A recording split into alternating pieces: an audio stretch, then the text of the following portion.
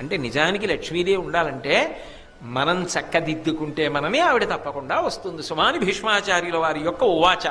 మీరు ఒకటి బాగా గుర్తుపెట్టుకోవాలి, ఆయన చెప్పాడు కాబట్టి నేను చెప్తున్నాను, కానీ నా మనసులో ఎవరూ లేరు ఇవి చెప్తున్నప్పుడు.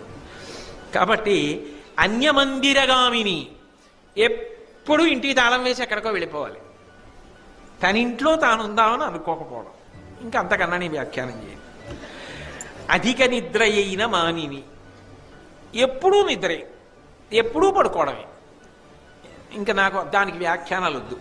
కాబట్టి దొరకదు, నేను వదిలిపెట్టేస్తాను, అలాంటి చోట ఉండను అంది లక్ష్మీదేవి.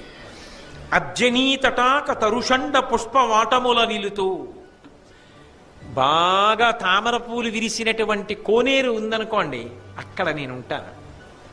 పువ్వులు పూసిన చెట్లుంటే అందులో నేనున్నాను. నేను నా ప్రవచన ప్రారంభంలోనే మీకు లక్ష్మి అంటే ఎలా ఉంటుందో చెప్పాగా, ఆకుపచ్చని ఆకు